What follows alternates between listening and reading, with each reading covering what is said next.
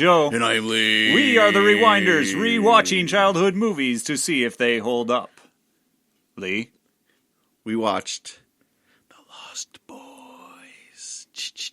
Why are you whispering? Because I was trying to give it some... They don't do that Evil. sound in that There's movie. absolutely no whispering in this movie. You're right. That's true. There's a lot of yelling. No, lots of yelling. And there's a lot of, hey, get back. You know what there's a lot of? What? Michael. Michael. We have a guest here, Natalie. She's here to help us out. I'm back. Review. Hello, Natalie. Hello. She's back even though Meg Ryan is not in this movie. Or is there Or- a secret Meg Ryan in this movie? Oh, no. No, there isn't. All right. So, this is yet another Corey movie I had not seen. Yeah. What about you guys? I saw it at least maybe once. Yeah? And I don't know if I saw it all the way through. Oh, man. So that's Natalie's... This is Natalie's I've field. seen this a lot. A lot. A lot, yes. Yeah. My introduction to horror movies was through vampires. Like, my first horror movie was Fright Night. This was my second one. Okay. I Yeah. mean, and those are solid... Okay, well, I mean, don't want to... Yeah, good vampire movies, we'll say, from the 80s. You could do worse. Do One Spittin'. Then, of course, as I got older, one of my friends had a major crush on not only Kiefer Sutherland, but also Jason Patrick, who are both in the movie. And so we watched this a lot. That's fine. A lot. Who's Jason Patrick? Michael. Oh, okay, so Michael. Jason Patrick. Big Brother. Jason Yes. Patrick is hot in this movie. What about He is like steamy. the super Yeah. long rat tail boy or whatever? You're talking The about... curly cues guy. He's talking about... Go ahead, Natalie. You know who he's talking about. That's Bill of Bill and Ted. That could be Bill. It is Bill. Yeah. So what about him? No. Oh, no, Sorry. you like Sorry. him when I he's... was more of a Keanu kind of girl. All right. What about the dark-haired, long-haired vampire Yes. guy? No. He is dead What- sexy. I don't even know. What His about... character's name was Dwayne, I believe, but they actually never said it in the movie. What about the Sexy Sax Man Sax guy? Man. Wow. Tina Turner's Sax Man. Yeah, exactly. Grrr.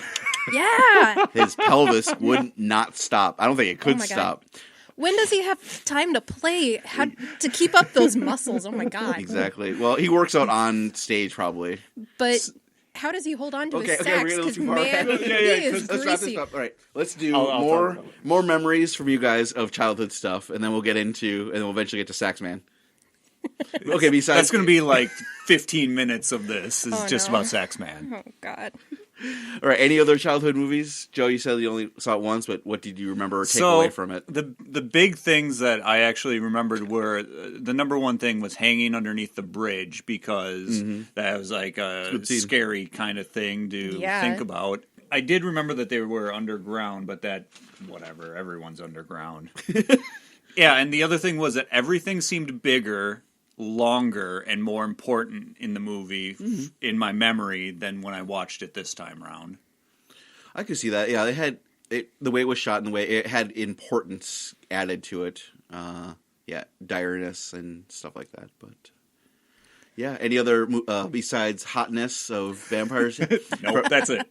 For Natalie, did you? Oh. Any other good scenes that you really stuck with you? As you know, because we watched it together, I hadn't seen this in probably 10, 15 years, but I could still quote it as we went along. So yeah, there's a lot to this movie that I still love. Yeah, we watched it together. You're quoting the movie as we went through. Okay, so this is a Joel Schumacher directed movie, and it does show there's a lot of Batman references because he loved Batman. That was his thing, even though he ruined the franchise for a decade and a half after Batman and Robin. But then you see Richard Donner. He produced this. They wanted him to direct.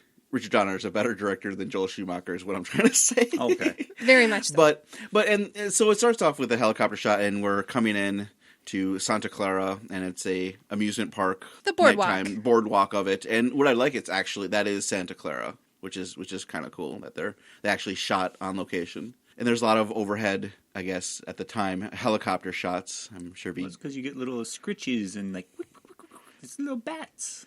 Sure, yeah, that's the idea. Is that it could be vampires flying in because we see a lot of POV shots of vampires flying around. But yeah, there's a carousel and it's all misty and foggy, and that's when we're introduced right away to Kiefer Sutherland and his gang of punk vampires from the 80s. Causing shit on the boardwalk. Yep. Trying to pick up a lady, another punk, hey, that's my lady, and they get kicked off by a security guard. A lot of face squishing going on in a that lot. scene. They look like they walked straight out of a Guns N' Roses music video. It really it's the way it's shot. It is like a music video. Well, what they're wearing, their hair, their makeup, everything. It's a sexy punk music video that we're watching. This is like the basis of Hot Topic to come in the future. What their style is. A little bit, yeah, I would think so. Yeah, you're right. So they're causing trouble on the carousel. Yep. Kicked off. Fat security guard kicks him off. Never to come around here. Yeah. And Kiefer Sutherland, head vampire, David, is cool. He's cool. Basically, we'll get him later. And then they do. Really, the next scene is closing down the amusement park. And some punk guy and his girlfriend. And then he's trying to make out with her, and she's just laughing, reading her comics. Well, that's way later. Well. Yeah, but that happens. Yeah. Security guard gets killed. He just gets yoinked into the air. With his door. Yeah, he held on to that door. And we have the song playing the entire time, too. Oh, yeah. Cry, Little song. Sister. Cry, Little Sister. Thou shalt not pants. I could never, hear what the girl choir is singing at the end. Thou shalt not something, thou shalt not something. That song was pretty big back then. I remember hearing that song a lot. You did? This is the first time I've heard that. And then you hear it about 20 times in this movie. Well, yeah. Well, it was it's the theme of the movie. for the movie. No, I like it, though. It's a good goth song. Yeah. Mm-hmm. Helicopter shot, and then the credits of everybody in this movie, and then we see that it stars the Coreys. That's why we're watching this one. A little theme. And it's a family coming from Arizona. Mom got divorced, got Corey Haim as the young brother, and then you got Jason Patric as the older brother, and the best character, Nanook, the dog. Yeah. And of course, Diane Wiest is the mom. There you go. Yep. You may know her from being the mom in Footloose, and she was in the movie Parenthood. She was in Independence Day, not the Alien Independence Day. There was another movie called Independence Day in, I think, 82 or 83, and she was an abused wife, and she got her independence in there. She blew herself up in that movie. Lighting the gas stove on fire, or gas stove. Anyway. Huh. Well, there you go. On to happier topics, we see a billboard that says "Welcome to Santa Clara," and on the other side, it also says the murder capital of. I think just murder capital the world. Of the world. Yeah. I think it says. What song is playing? A pretty good song. I can't think of it. People Are Strange. People Are Strange. Originally by The Doors. It's a remake. Yeah. That's playing. We're seeing a bunch of shots of. I'm putting quotes, creepy people. They dye their hair. Oh no, they're creepy. They have weird piercings. They're creepy people. It's just a bunch of people hanging out at the amusement park. Really, that's all it is. You can make anybody creepy if they're just staring off in the distance, not knowing they're being shot by a camera across the street. They show a guy that is in a black hood. Yeah, he's got glasses. Thick glasses. He's actually part of some Christian sect. He's also creepy because we see him for 1 second. That means it makes him look creepy. Interesting. Well, and basically, just to show that this area is run down, is the idea that it's a rundown place, and we see a bunch of posters and stuff of people gone missing is the idea. Lots and lots of missing people. Yep.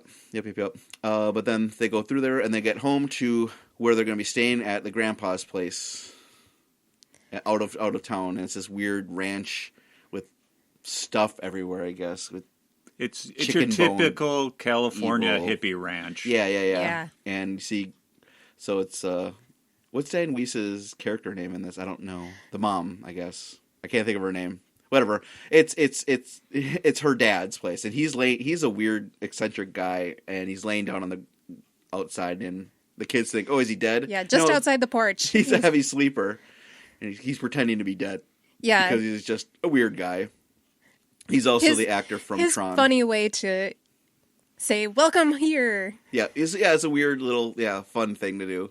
In Tron, he was the old man guy. in that. Yeah. But we get shown around the house, and there's stuff everywhere. But Corey Haim's or Max is his name. His biggest complaint is there's no TV. That means there's no MTV. Well, you wouldn't have MTV if there were no cable exactly. on the TV. Yeah. But he's used But Grandpa gets the TV guide, so he doesn't need a TV. Perfect. There you go. You're set. You can read what happened.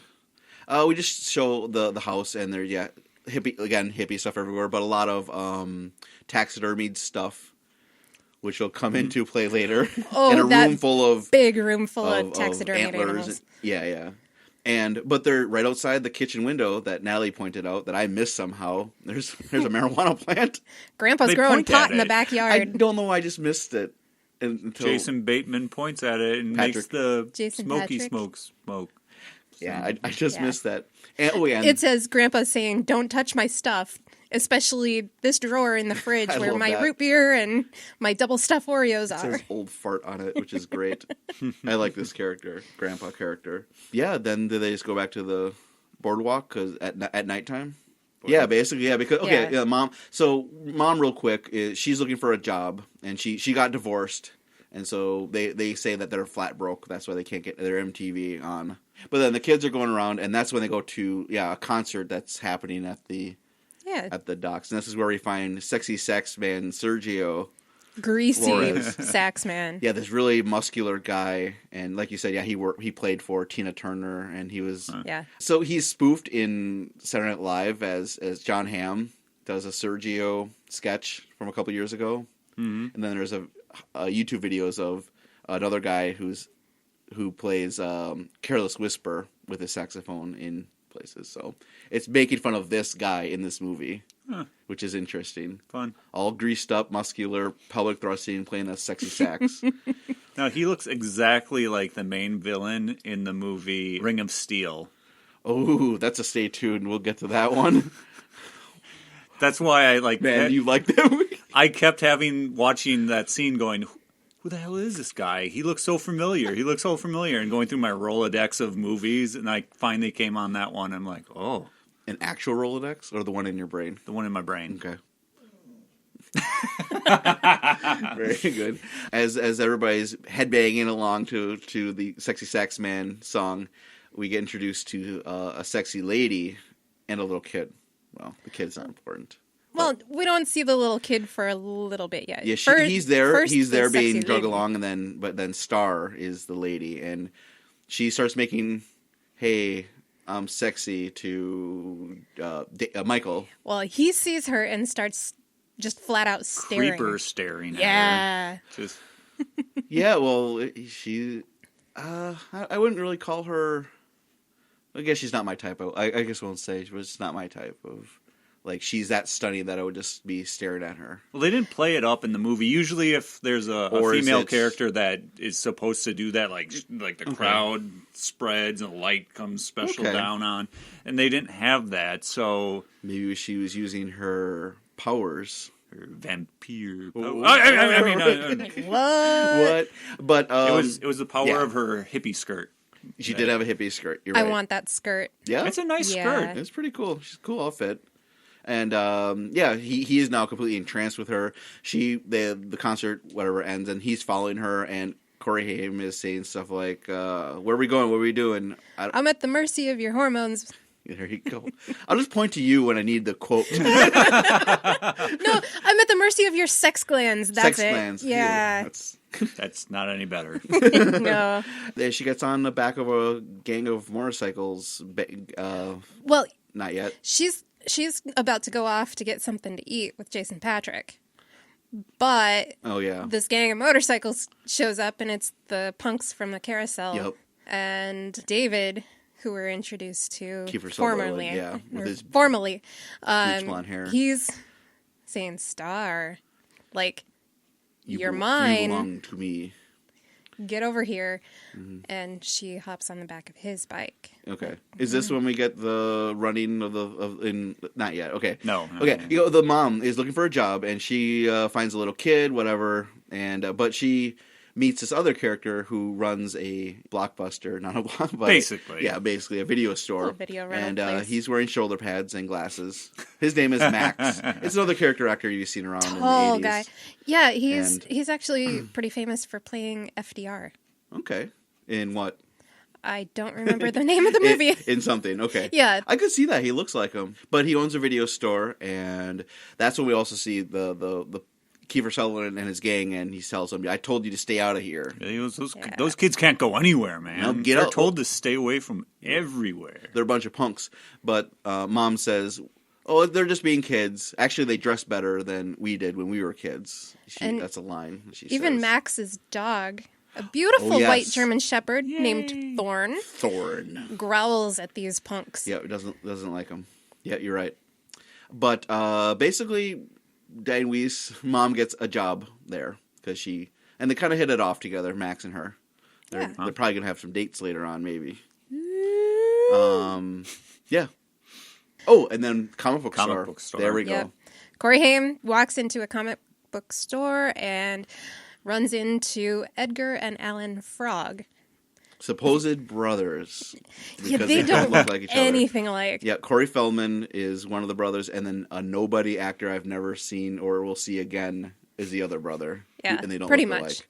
Yeah, they have this kind of rundown comic book store, and they're making fun of Corey or Max. What's Corey Feldman's character name? I believe he was Edgar. Edgar. Okay. And Alan was I will. the dark-haired brother. Yeah, he's forgettable. But yeah, they're just showing that these two Frog brothers run this comic book store, and they're kind of making fun of Feldman or Haim because he's new there and he's wearing a really bright outfit while everyone else is more Preppy. Yeah. Preppy 80s. Preppy, Yeah. yeah, sure. Bright colors, whites. So they're giving a little bit of crap, but he Well knows deserved. Sure. But he knows his Batman comic book stuff. Whoa. Showing his knowledge of all this stuff. So it kind of impresses him a little bit, and then they hand him a vampire comic, saying, here, you'll need this. And it's vampires everywhere. Yeah. And I really like the art in this comic. Whoever did it did a good job with it. But he says, I don't like horror comics. But no, trust us, you will need this. And pray you never have to call us. Yeah, and the kids, these two, they're trying to be like Rambo tough guys, and it just comes off as laughable for me. I can remember, like, Okay, but I guess as teenage mind, or tween boys doing stuff like this. acting like that, sure. Oh, yeah. Then we get into the bike ride, right? Yes. Yes. Yeah, sure, why not? Yeah. Yeah, Sure. Yeah. yeah. Really not much else really Oh happens. no, his brother buys a leather jacket to be cool. I thought it was the sunglasses. That comes later. Whatever. Whatever, doesn't matter. Yeah. Either but way. he runs into Star again, Yeah. and also Kiefer Sutherland says, "Hey, do you know there's a cave or point we're gonna be riding there?" And the Jason Patrick has a motorcycle, and he says, "Oh, I can't keep up with you, or I can't beat you in a race. Oh, you just have to keep up." And so, just masculinity, got to prove that I'm tough and I can get the girl that you have. Type of thing. Yeah. So they go on the beach and they're racing, and I like the way it's shot. It's kind of spooky, dreamlike. Kind of misty. Yeah, and it's hard to see what's up ahead. It's kind of dangerous. The camera zooms out and you can see a cliff is coming up, but they're racing neck and neck, David and Michael, and then he has to stop real quick because he doesn't want to go over the edge and gets pissed off, punches David in the face. David's smiling. He likes it. Yeah. Yeah, I found a tough guy. We found a good one. Yeah, and the rest of the gang is smiling too. Yeah. And say, hey, let's come down to our hideout, basically, which is down a little cave. And we see this. Well, first we see a poster of Jim Morrison. Thank you. I think it was top of my head. And yeah, it's just this rundown. They have like a water fountain and thing. It used to but they be- explain it. Yeah, it used to be this hot spot where people would go to have a good time. I guess a hotel of some A sort. hotel of some kind. Yeah. And then an earthquake happened, and Because it was right on the fault line, sure, it collapsed. and now it's in a cave. This is all that's left of it. And they took it over, and they have their drum barrels with fire, and that's everywhere. And actually, in Santa Clara, it seems when at the concert there was drum barrels everywhere. There's drum barrels with fire coming out of them. But Hey, it's hard to get electricity out in the middle of nowhere. I suppose it makes sense here, and Yeah. you definitely could tell. Okay, this is a vampire lair. I think you can see if you look closer, you can see some bones and stuff. It just There's spider webs, humongous spider webs everywhere. and dust. And... Hey, have some Chinese food. Oh, this is one of the things that still I can't watch it. He hands him some rice. He's eating the rice, and David asks Michael, "How are your maggots?"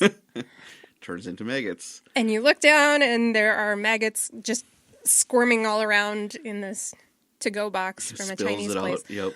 And then Nope. David says, "Oh, it's okay." And then he has a bunch of noodles, and he starts eating it, and says, "Oh, these could be something like, these could be worms." No. He doesn't And say then- anything. He just And then he has to say something. He showed it and to then him. Worms are all Yeah. crawling in there, and then Michael freaks out thinking he's going to eat worms. Nope, just noodles, Michael. Don't worry about it. Yeah.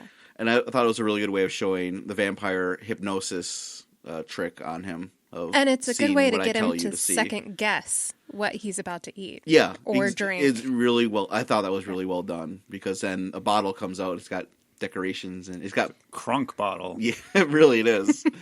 And basically saying, "Drink this and you'll be one of us." David takes a drink of it and he has Yeah. an orgasm. But then Star is there saying, "Don't drink it. You don't have to drink it. Don't drink it." Yeah, He Michael's a tough kind guy, of he's shrugging it off, and though. Yeah, well, he has to prove that he's tough. and then she says, "Don't drink it. It's blood." Oh yeah. That's when he's like, "Yeah, blood, right? Sure." Yep. Takes a drink. And then he gets hippie trance. Yeah. And because it is blood, it's David's blood. But then this is that scene that you remember as a kid. It wasn't David's blood. Yeah, it was. Yeah, it was. Yes. Yes, it was. I had to look it up because Natalie didn't believe me because they do say in the movie that it is. I wasn't Oh. quite sure. Yeah, they say And, later on yeah. that Star says you drank David's blood, Okay. even though Yeah. it looks really watery and wine. It looks more like wine. Maybe they mix it together with some Boondocks wine, Sugar. or something. Oh. or sugar. Boone's Farm. Boone's wine. Farm, not Boondock. Oh, God. Boone's Farm. Another part of the initiation is to go on the railroad tracks and then jump down a bridge, railroad track, and then jump down. Yep. And then they're hanging there, and there's like some pipes or something they're hanging on or whatever underneath it.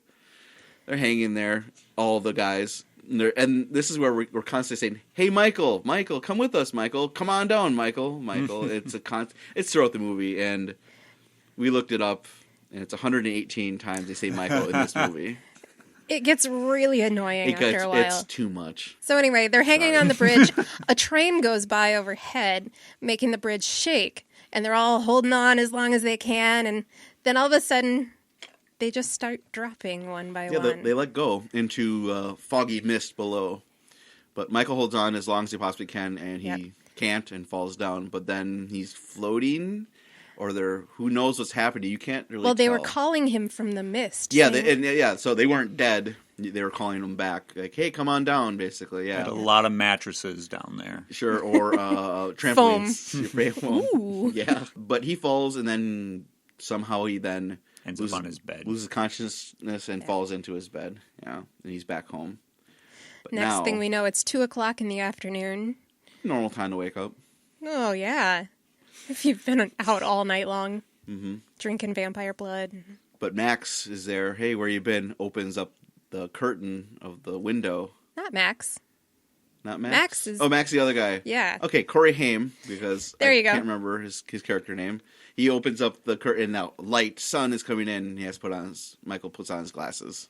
So there we Mom's go. calling. Mom is going to have a date with Max, and you have to stay home and take care of a little Haim Yeah, he doesn't Which- want to because he wants to go out with his new buddies. who wants to see Star.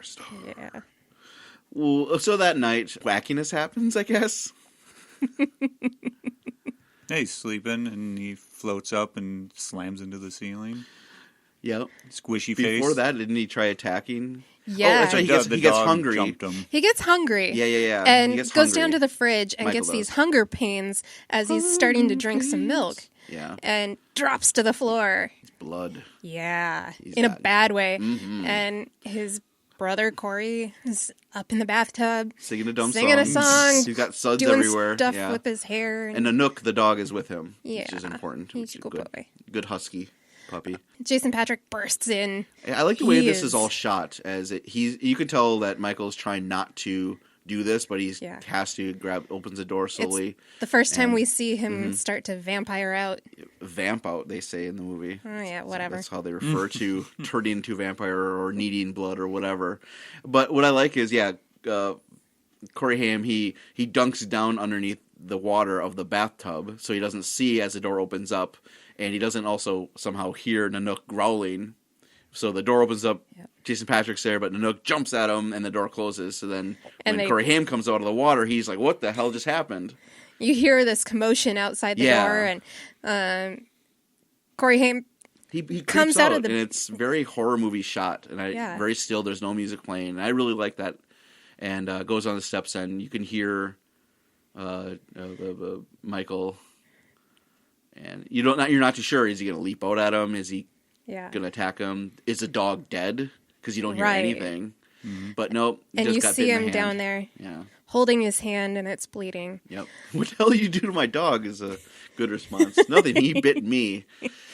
Why would he fine. do that? And Nanook is back to normal because now he's not vampiring, but he looks in a reflection and he's half there now in the mirror. Ooh. So he's a ghost or a half vampire, as we find out later. But he's not a full vampire he yet. explains that the reason Nanook bit him was because he was protecting Corey. Yeah, he's protecting him from the Corey Feldman goes into his not Corey Corey Haim Haim. goes into whatever goes into his room, and this is when we get floaty time. Yeah, I don't know if you wanted to Michael's- talk about floaty time. No, it just was silly. Michael's Very sleeping, much. and all of a sudden, his face hits the ceiling. He's just floating around.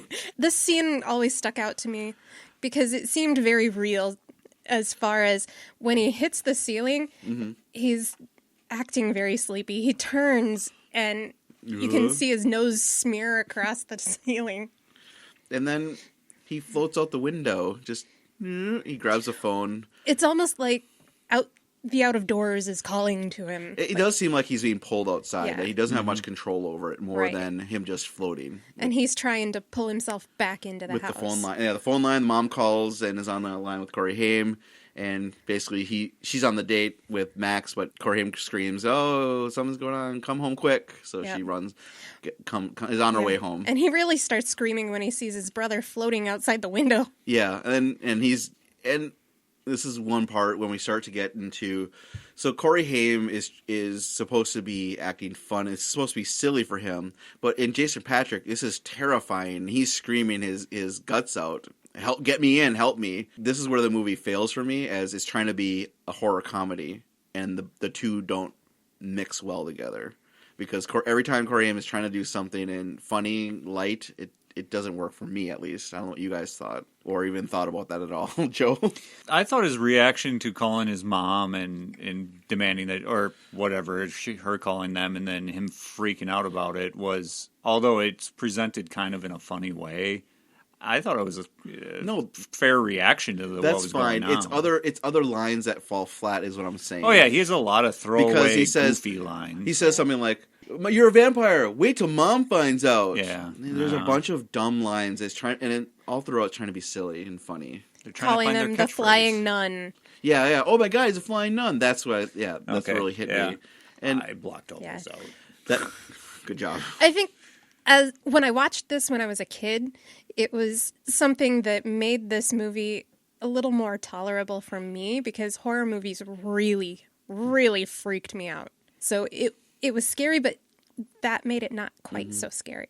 Now I look at it and I'm like, oh, yeah. You're the comic relief, but it's not quite working. It's not working. Well, the mom comes home, and now everything's fine, and Jason Patrick said, don't tell mom, basically, and he's keeping quiet. Corey Haim tells mom, he went to bed early, so everything's fine. Everything's fine. Yep. He got scared because he was reading a scary vampire comic. Yeah.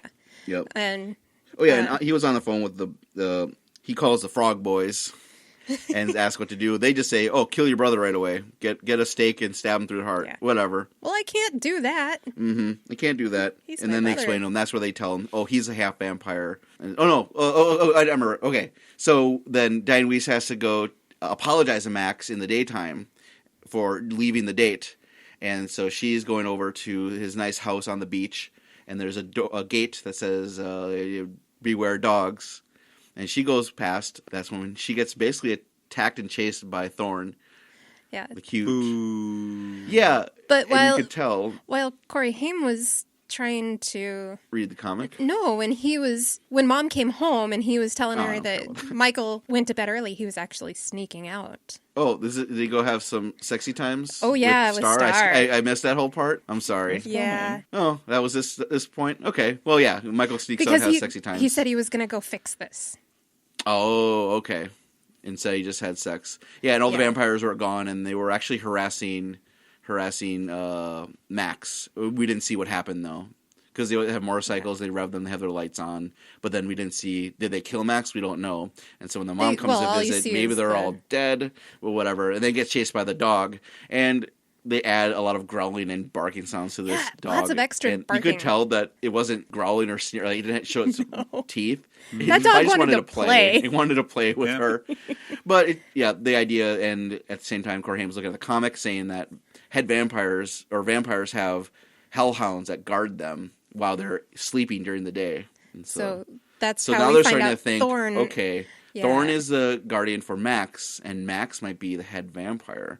And so when we talk to the Frog Boys, they explain, kill the head vampire, and Michael, who hasn't killed anyone yet and is still only a half vampire, will return to normal. That's what this movie explains to us. So they're going to do that. As long as you place the rules down, you get to do whatever you want. And that's fine. Is just long, and they establish the rules fairly well in this movie of their version of vampires, which I did appreciate and like. But then they're having a date. Max is going to be coming over tonight, so the Frog Boys, we're going to come with. We're going to see if he's actually a vampire. So when we fast forward, that's right, I forgot. Michael, when he snuck out, and he comes back in the morning, and the mom is trying to be a nice person, says something like, aren't we friends anymore? And she picks up the milk carton that he dropped on the ground, and we see a picture of Laddie, the little boy that hangs out with Star. Yeah, it's kind of like a pet for Star, or something to keep her there. Yeah, in a way, a companion for her. Mm-hmm. What also is funny, is a good line, is the grandpa who had a date that night too.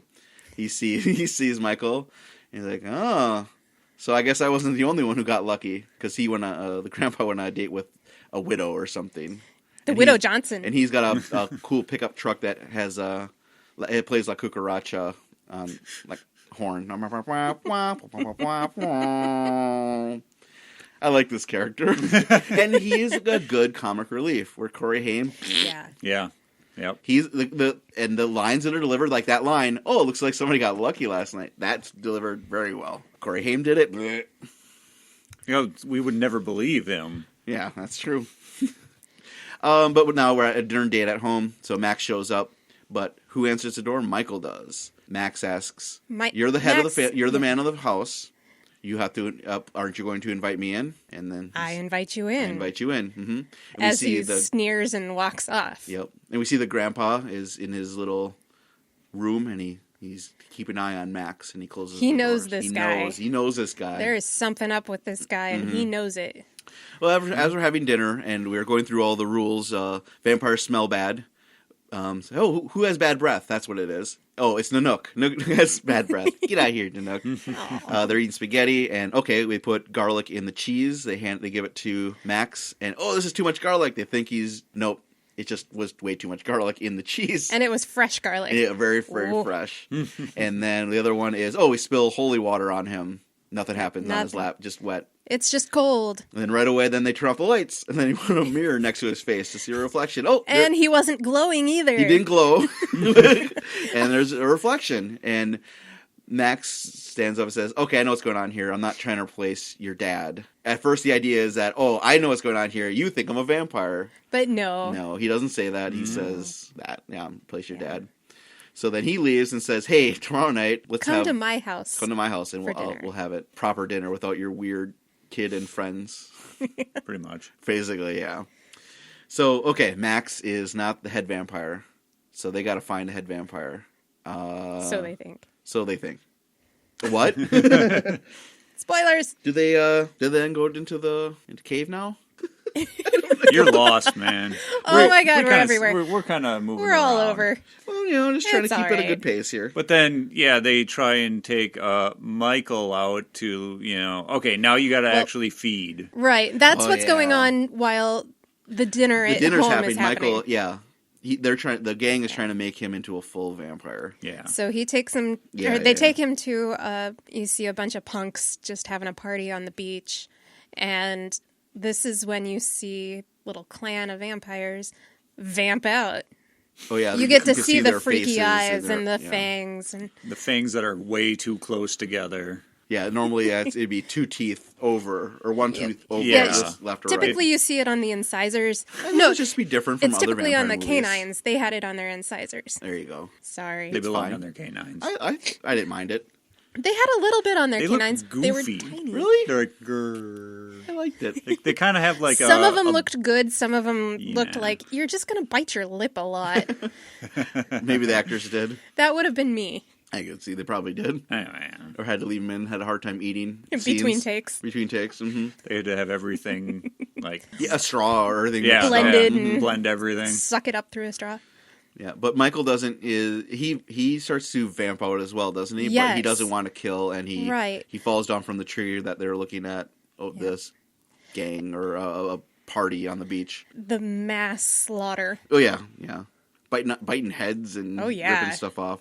Well, although we don't see that much gore at this point, really. A little bit. I mean, they've got blood gushing quickly. Here and there, but not enough for a rated R movie, in my opinion. But times change. Yeah, that's just me. Though. We've seen a lot of gory movies. Yeah, much gorier than this. Very much so. Yep. So Michael realizes I'm not that kind of vampire and refuses to kill. Refuses to do it. Yeah, and it goes home, and that's when Star comes up and says, "Hey, help me get out of here. Help me and Laddie, the boy, escape from them because we don't like them either. We're the same as you. We haven't killed. Yeah, they haven't killed yet, so."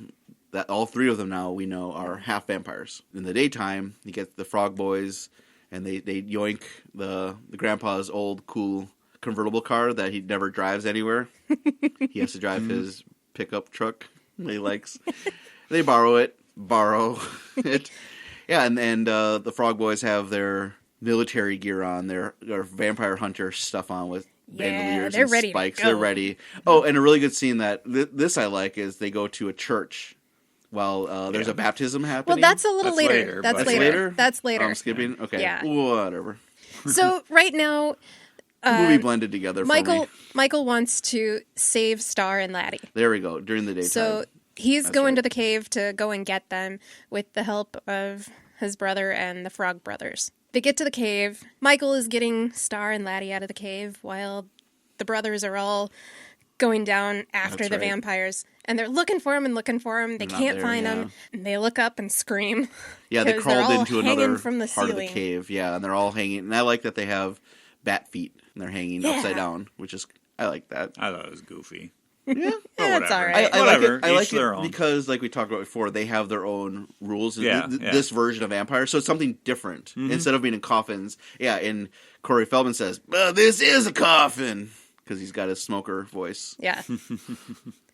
So they don't know which one is the head vampire. So who do they pick?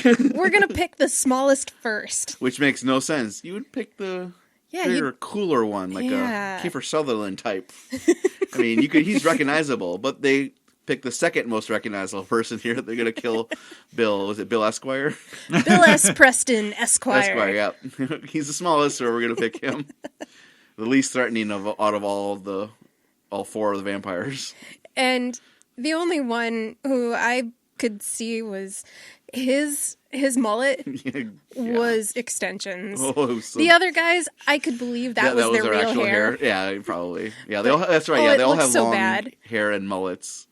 Let's see. It was the 80s. Yeah. Yep. Oh, But it was Corey so, Feldman just so bad. with one just good thrust, that stake goes all the way through, and glitter blood comes flying out, hitting everybody. And they're all Yeah. screaming. All the other vampires wake up. And this is truly where a Joel Schumacher moment happens. Yeah. Because he really wanted it to stand out. It does. So he wanted it to shimmer and put glitter in the blood. I liked it. I liked that it was glitter blood, and it's on all of everybody. And they start crawling out of this other cave, but Kiefer starts chasing him and grabs hold of Corey Haim's leg. Yes. And then they drag him into They're the sun. Yeah, pulling back and forth, but then sun hits his hand. And his hand catches fire.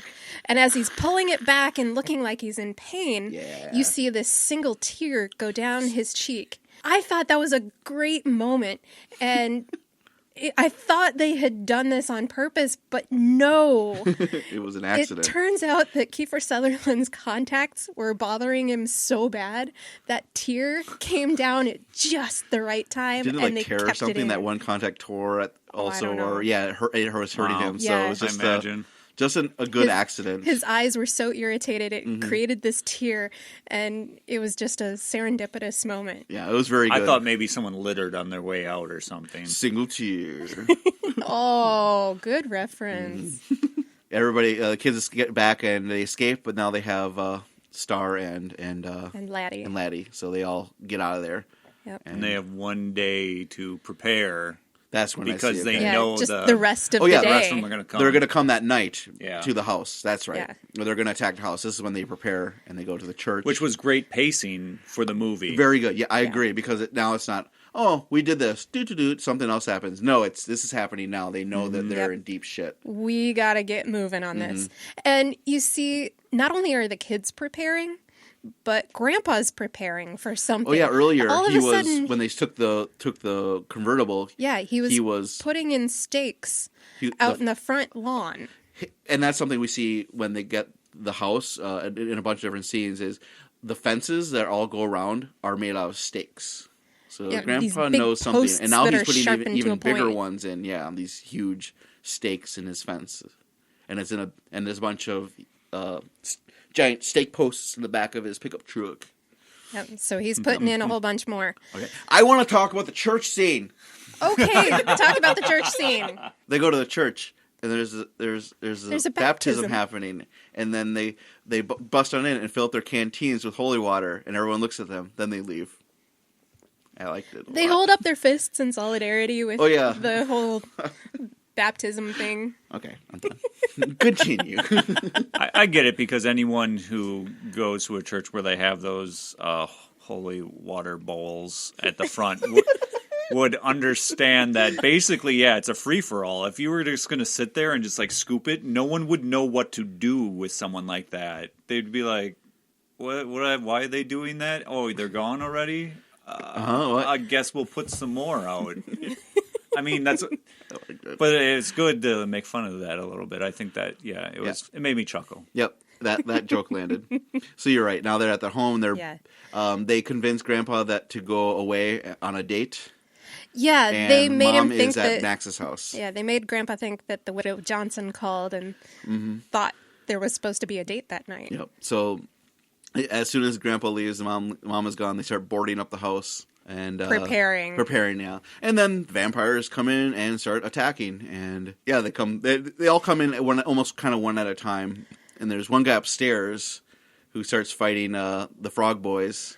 This is one of my favorite deaths too. Oh, and earlier they put garlic and holy water in the bathtub, and they're filling up squirt guns. Yeah, which was With good, holy which water. is good. Yeah, with both combination of both.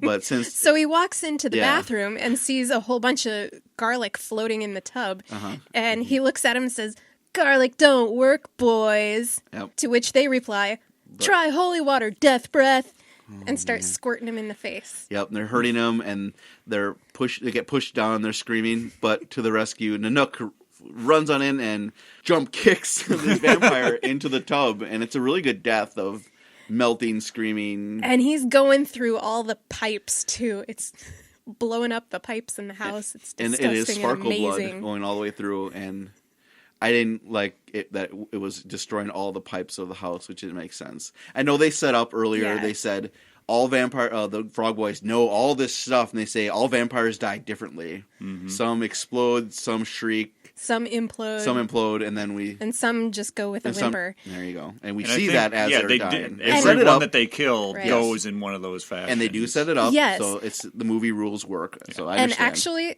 the order that they say how the vampires die in, they actually die in that order. And Natalie saw that in the beginning of the movie when they're introduced, we see each one. As they jump onto the carousel, that's the order they die in. Yep. I thought that's pretty good. Yeah. So you get a couple of points there, movie. So Nanook kills that one vampire, then another one comes in, and he gets arrowed by Death by Stereo. Gets Corey Haim, shoots an arrow through the vampire and hits the stereo behind him, and he gets electrocuted, and his head pops off and blows up. And whatever.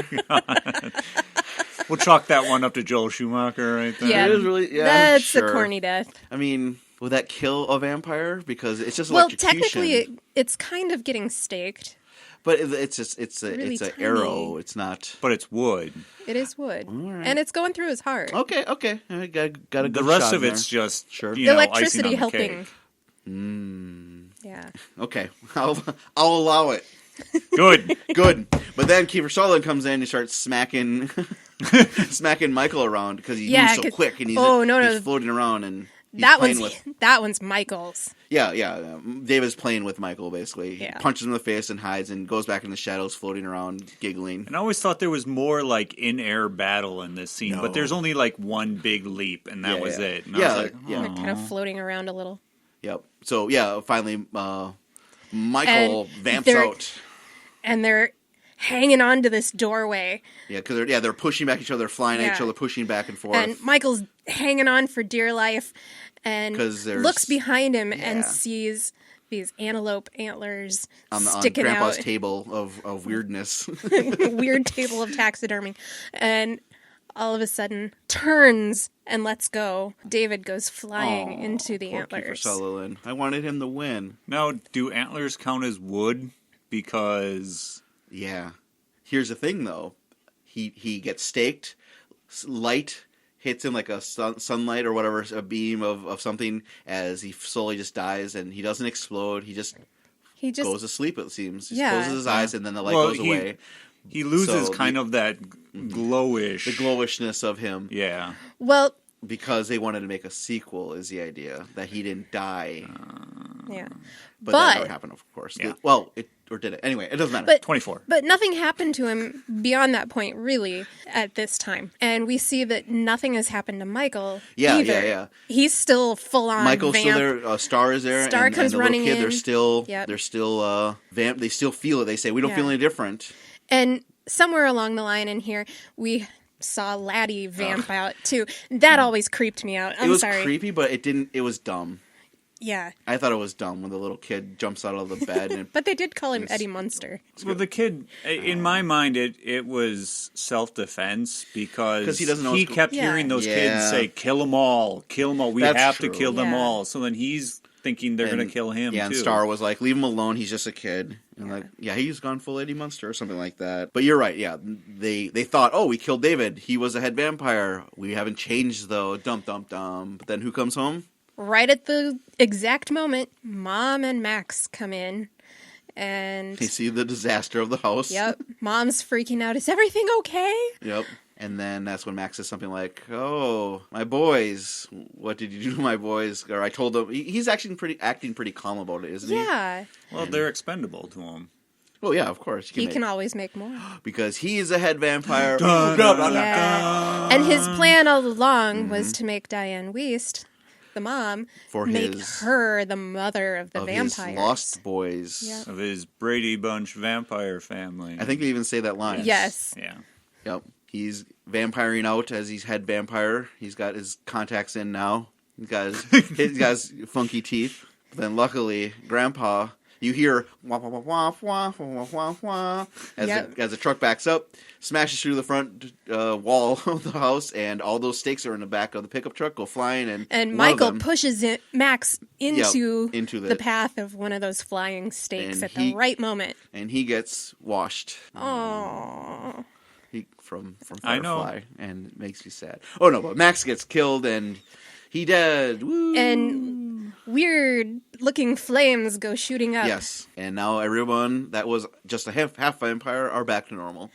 Not just half. You see David go from his punk look to more of that soft baby face. Aw. Oh yeah, you're right. They do show that. Yeah. Mm-hmm.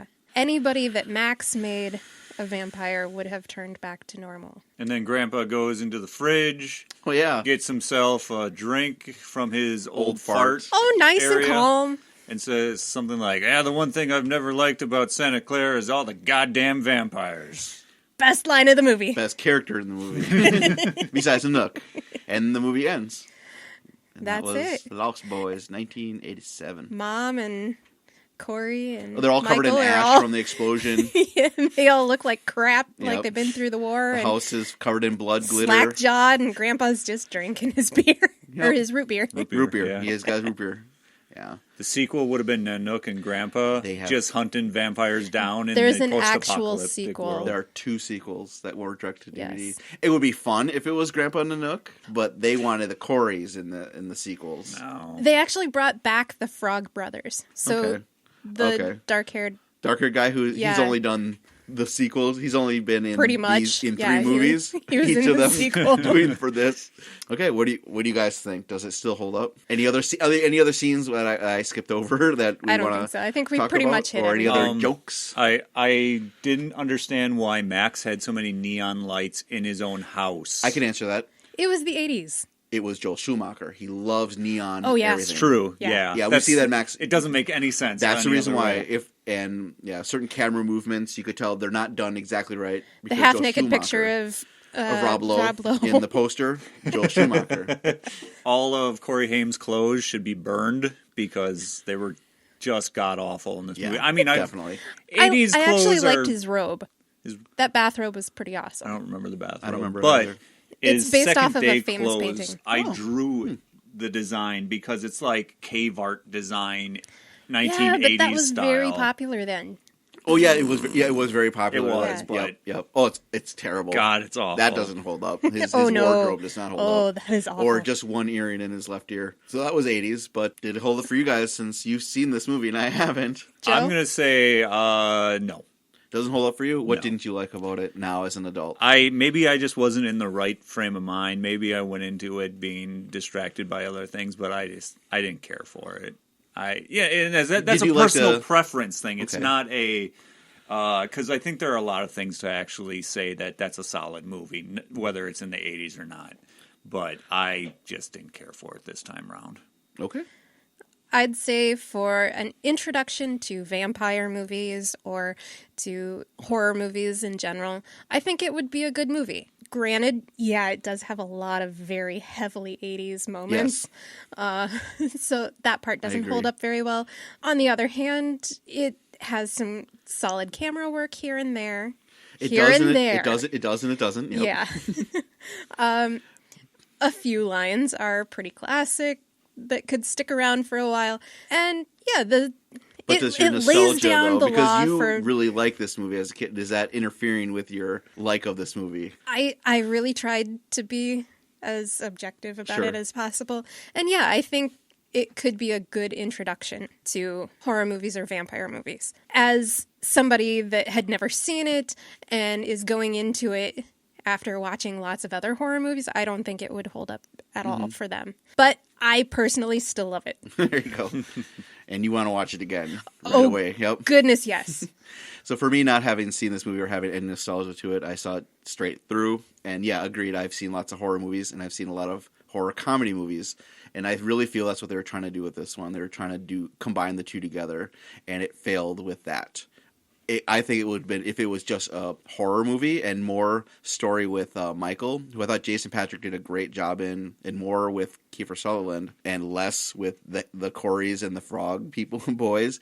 I would have enjoyed this movie more as a more of a horror movie than what it actually was, or the other way with a better director like John Landis.